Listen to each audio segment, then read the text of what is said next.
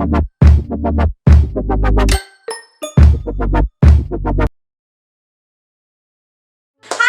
and welcome back to Happy Blonde. I haven't sat down here in a very long time to film a video, so this feels so weird and so new. I hope that you're all doing amazing. I know that Party Princess training videos are my top video really that you guys love and adore. I have found out that my niche is the Party Princess community, so I am here with another video, but this time we're not going to be talking about being a performer per se.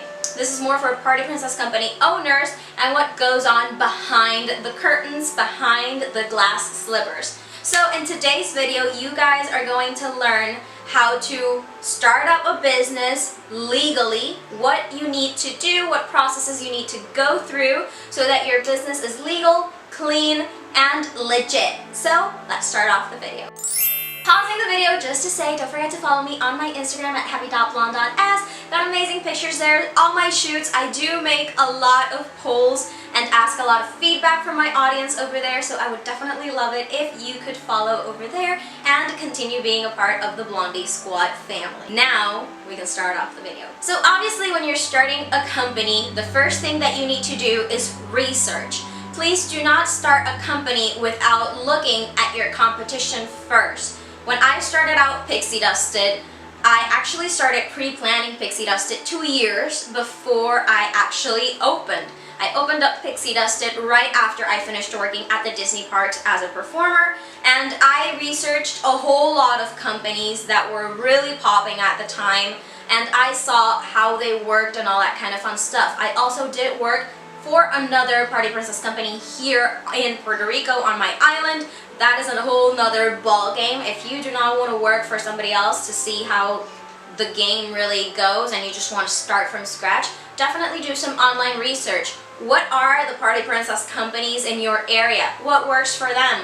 What are they called? What do they do? And what makes each and every one of them unique? After you do that research, you need to obviously think of a name.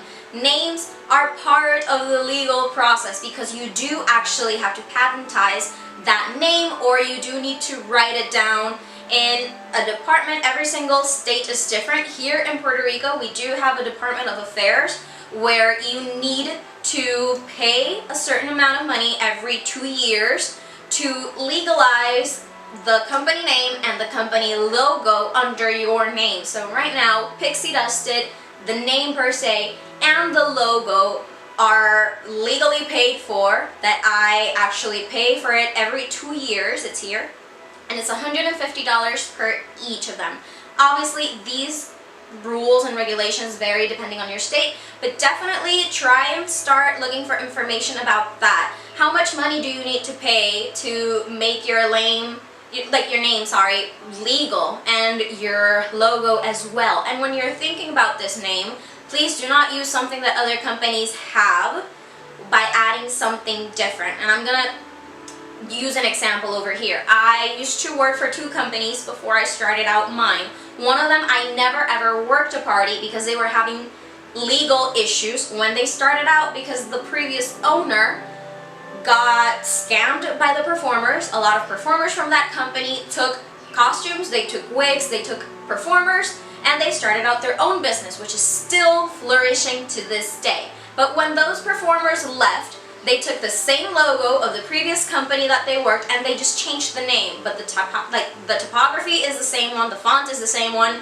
You just vary colors and name. That is not okay, peeps. Please do not do that. Be original. Actually, the name is something that I came up with literally in the last minute. I knew everything about my company, which were going to be my first characters, what I wanted to do, all that jazz. But the last thing that I actually thought of was the name because I wanted something unique for my area.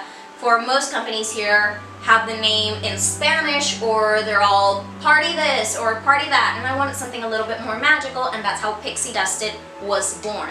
But please do some research beforehand and try and be unique when you do this whole logo and name process. Now once you have the name and the logo under your name, fully patentized, everything is yours. Sorry, pardon my English with these terms because I'm translating everything in my head. So the next thing that you want to do is during that research that you're thinking about before you pay for your logo and your name, also do research. What are the tax forms that you need to fill out as a company that pertain to you? There are different tax forms, IRS, W-9s, different paperwork that sound really, really complicated, but bear with me here for a second. Best thing that you can do is find somebody who specializes in filling out these forms, and they specialize in taxes. That's what I did. I actually do have an amazing woman who fills out all of the pixie dusted company paperwork when the IRS comes and all that kind of fun stuff, and she's the one who does the taxes paperwork.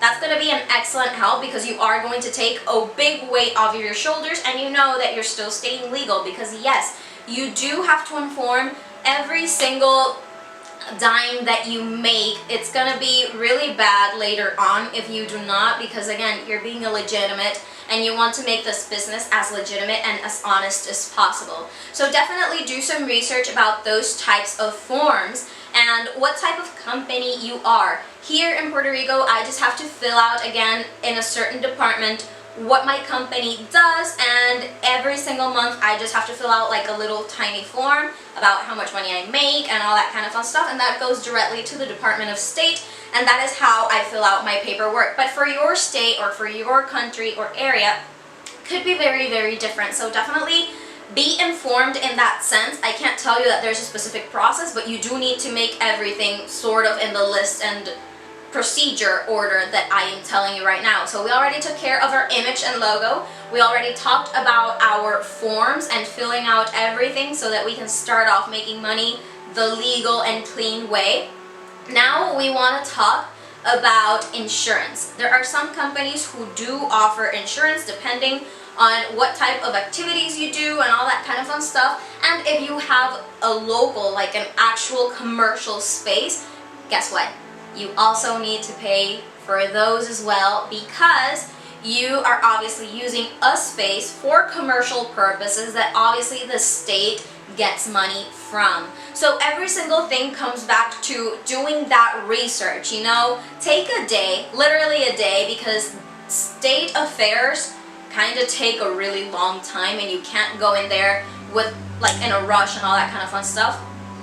Please take a day to do all of your legal matters. Like literally a month ago, I had to do a lot of IRS work and all those taxes forms and permits and all that kind of fun stuff, because sometimes you also need to do state forms, but you also need to do town forms. Here, I have to fill out forms for the state and for my city as well. And if I do work for the states, it's also federal forms as well. So again, everything just goes back to researching at first. Take a day to go to that State Department, do all of the paperwork that you need to do. Be ready with cash, people. This is important. These forms cost money. These permits cost money. Insurance costs money. Licenses cost money. And starting up a business, unfortunately, it is a lot of money. In the first 2 years, know that legally, in the first 2 years of your business, it's very unlikely that you gain back everything that you spent starting up that business. Because you need to buy costumes, you need to buy wigs, you need to pay performers, you need to pay your taxes, your insurance, your licenses, your paperwork. You need to buy party things, you need to buy the makeup that you're gonna wear, you need to buy the shoes that you're gonna wear, that wig cap, that jewelry. Every single thing goes in a list of things that you spend. So it's very, very important that you keep in mind that you need to have a good financial budget the day that you're going to be taking care of these financial and state affairs as well. On the other hand, I don't really think that there's something else in terms of legal matters. Obviously, the same thing. Keep your integrity. Don't copy anybody else. If someone comes up to your company and asks, hey, are you this and this company? And you're not, please be honest about it. That is something that also goes on with legal terms. So I'm going to talk to you about two things that have happened before, and you're going to see the big issue with them. One of them happened when I was starting up my business. I told everybody that I used to work for a Party Princess company that doesn't exist anymore, because I do have to say it plainly, I do not like to throw shade at anybody, but my ex-boss was probably one of the worst human beings that I have ever met on this earth. I I didn't want to create competition, and that's going to be a whole other princess training video about you versus the competition, but she didn't run that much of an honest business, and a lot of things that she used to do was steal pictures from other companies. And this one day, I'm scrolling around and I see a Moana picture, and I recognize this picture immediately because it is from one of the companies, if not the company that I admire the most, which is Olivia Grace and Company. They had stolen a Moana picture from Olivia Grace and Company, and I immediately screenshotted it, sent it to Olivia, and she was like, oh my goodness, like, I'm gonna talk to them. And this person did not want to budge with Olivia. So every single performer at Olivia's company started leaving bad reviews for this woman because they saw that most of their pictures were actually fake. Again, this was a very big issue, so please, one lesson that you cannot steal pictures. The other happened just a couple of days ago. There's a new party princess company, well, performer company, character company that's starting up here and in Miami. All of their pictures are stolen either from the Disney parks or from other party companies. And I saw this big picture with a lot of princesses that it's merely impossible to have all of the princesses when you start up a business, because it's, again, a lot of money. Multiply about $300 per character per the amount of characters that there are. 300 times 13 through 15 princesses. I'm not going to do the math because I'm really bad at it, but you guys get the deal. And I sent this picture over to Party Princess forums and groups that I'm in because it's really important that you stay connected to your own performer community as well. It's amazing that you do. Some groups have drama, others don't. Just stick with the ones that actually don't and with performers that actually don't. But again, performers are very outraged. Everybody's looking for who the picture belongs to so that we can bring this to justice. Again, please do not steal content from somebody else. If you want to offer a character that you do not have at the moment, just go into one of these groups and ask nicely, hey, I would like to premiere a character. I did this for Mulan. I wanted to premiere Mulan. I did not have pictures for her. I asked other companies and they said that I could gladly use their pictures as long as I credited them. It's important that if you're going to use other companies' pictures, ask them first, give them credit second. That is very, very important. Please do not try to grow because of others' success. That is something that, again, comes back to those legal matters. And try and keep the integrity of the characters as best as you possibly can. Do not say that a character is yours. There are some names that are copyrighted free, like Cinderella, Snow White, Rapunzel. Those are the names from the classic Grimm Brothers stories. But for example, you cannot call Ariel, you have to mention her as the Little Mermaid because that is how she appears in the original version in Hans Christian Andersen's text. So really research again, don't call Anna and Elsa, call them the Frozen, the Snow Sisters better, the Ice Queen, Ice Princess, Snow Queen.